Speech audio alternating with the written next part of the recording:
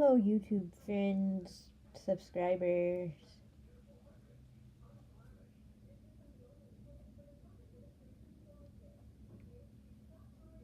Yeah, friends and subscribers.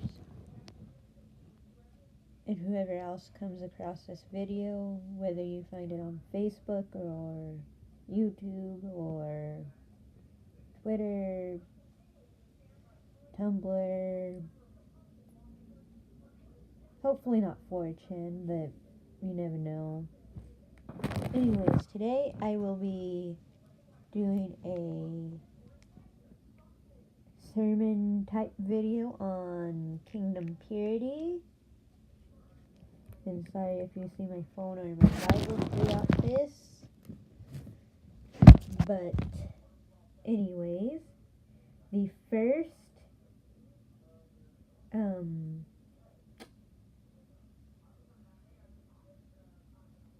verse or book, whatever you want to call it, is Matthew 5.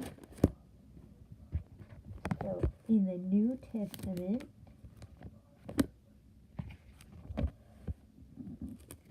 and Matthew 5.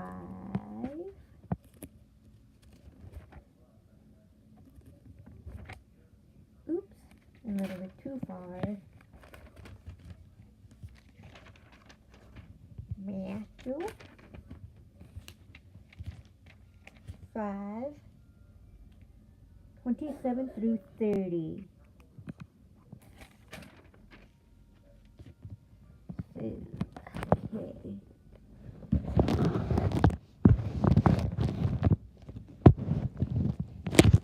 So Matthew 5, 27 through 30. You have heard that it was said to those of old, you shall not commit adultery. But I say to you that whoever looks at a woman to lust for her has already committed adultery with her in his heart. If your right eye causes you to sin, pluck it out and cast it from you. For it more profitable for you that one of your members perish than the whole body to be cast into hell. And if your right hand causes you to sin, cut it off and cast it from you, for it is more profitable for you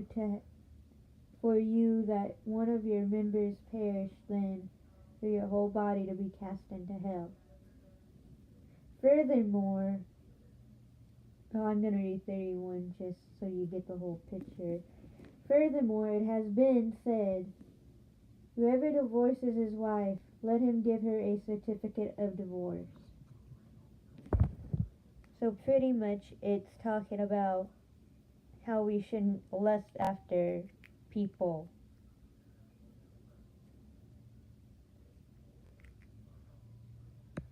And how if we do and we don't come to God about it, we might end up in hell.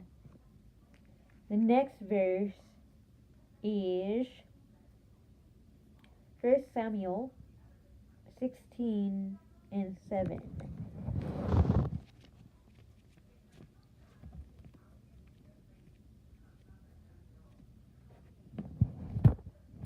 First Samuel, book 16 and verse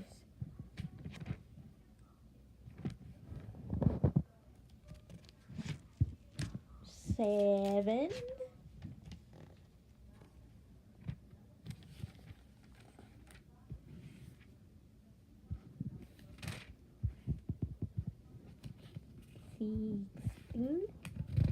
And 7. Wait a minute. Okay. So 1 Samuel 16 and 7. But the Lord said to Samuel, do you not look at his appearance or at his physical stature? Because refused him? For the Lord does not see as man sees. For man looks at the outward appearance, but the Lord looks at the heart. And again, sorry if you see my Bible or my phone. So anyways, this is saying that we as humans only look at the outside appearance, how somebody looks. But what's important is what's inside. And here's one of the points they made about that. God looks at the heart, so if you have immoral thoughts, God sees you as immoral. But if you have pure thoughts and read the Bible and, are one with God, then God sees that and realizes you're a good person. And let me pause and make sure you understand. I am not a preacher, a deacon, any of those type things. I'm just a young lady who has a love for God and wants to spread His word, which is the Bible, to other people. So if I get anything wrong and you comment on it, do not be forceful about it, but come from a place of love, because I am not any type of preacher, deacon, priest or priestess. I'm none of that, so just keep that in mind, please. And the next verse is Matthew 15, verse 19.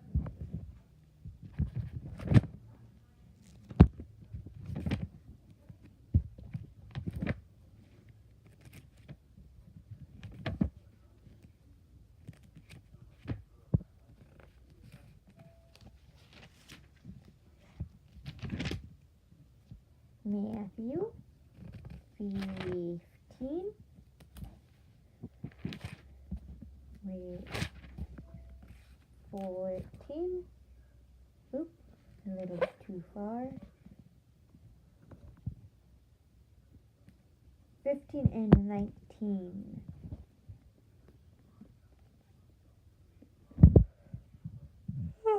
I'm sorry for the yawn. So,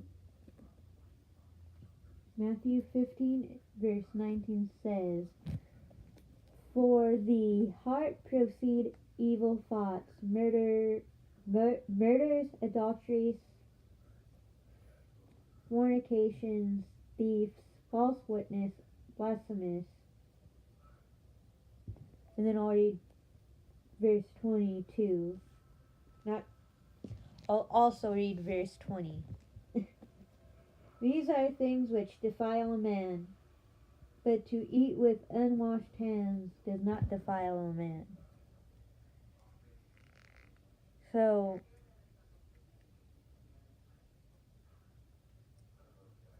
from that, what I get from that is, we need to be honest with God about what's in our hearts. And and then the point they put 2 points in here.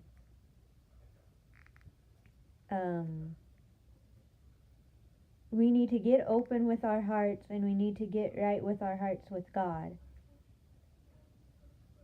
So we need to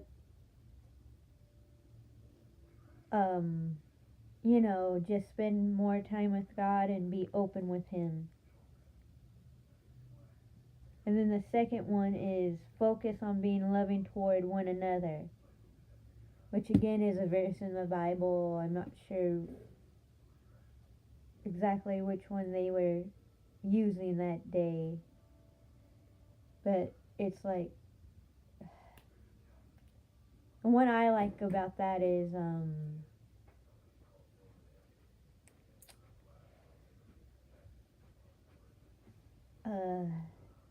greater love hath no man than to lay his life down for a brother. So the next verse is 2 Timothy, however you prefer to say it. Verse 2, not verse 2, chapter 2, verse 22.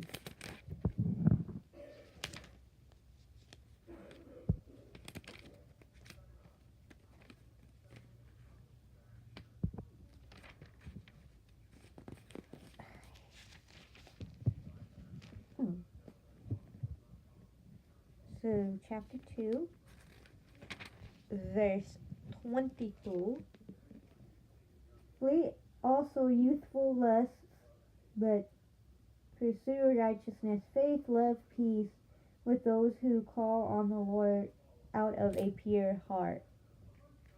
So what I get from that is we need to have a pure heart and call out onto God.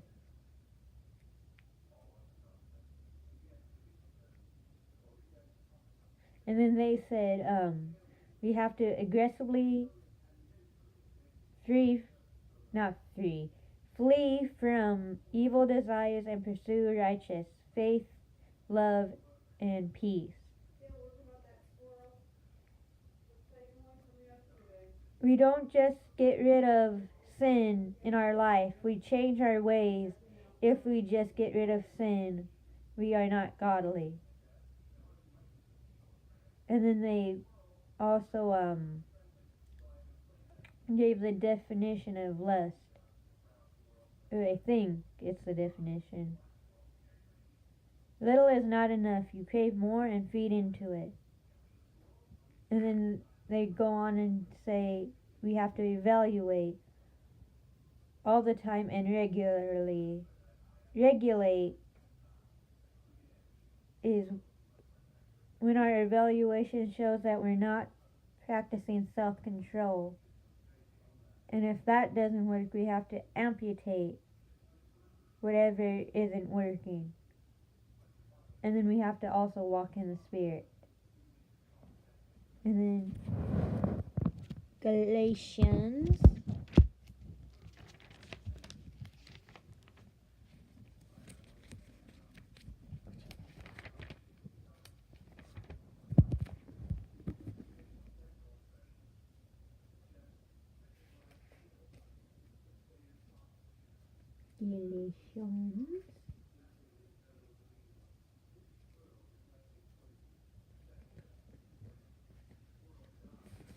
I think it's right before.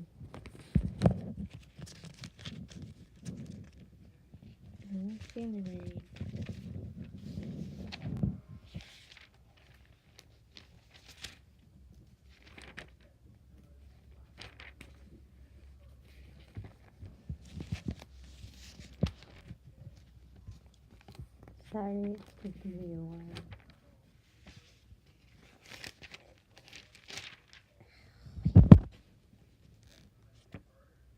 Wait, I think Galatians is in New Testament. Old Testament. Sorry, this is a larger Bible.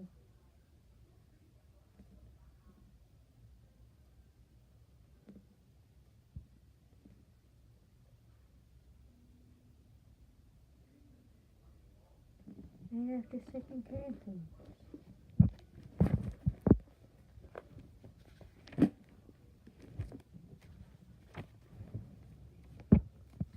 Acts, Corinthians.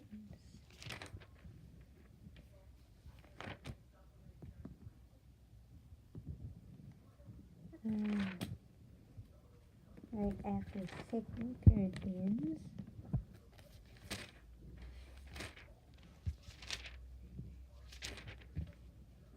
And Galatians chapter 5, 16 through 18. So Galatians 5:16 through 18 reads, I say then, walk in the Spirit, and you shall not fulfill the lust of the flesh. For the flesh lusts against the Spirit, and the Spirit against the flesh. And these are contrary to one another, so that you do not do the things that you wish. But if you are led by the Spirit, you are not under the law.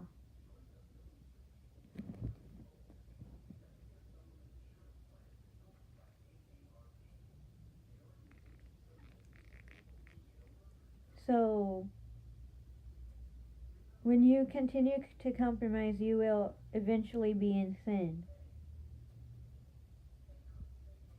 So if you don't walk in the Spirit, you'll end up giving into the temptation and sinning. And then the two questions are, do you believe that we can live without lust? And do you believe you can live life to the full?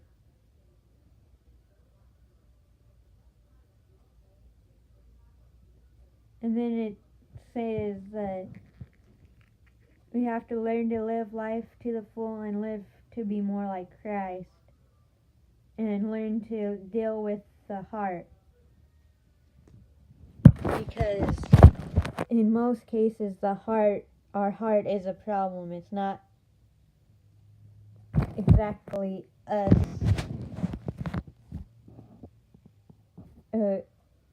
or our mind. It's our heart, and we need to simply fix our heart on God.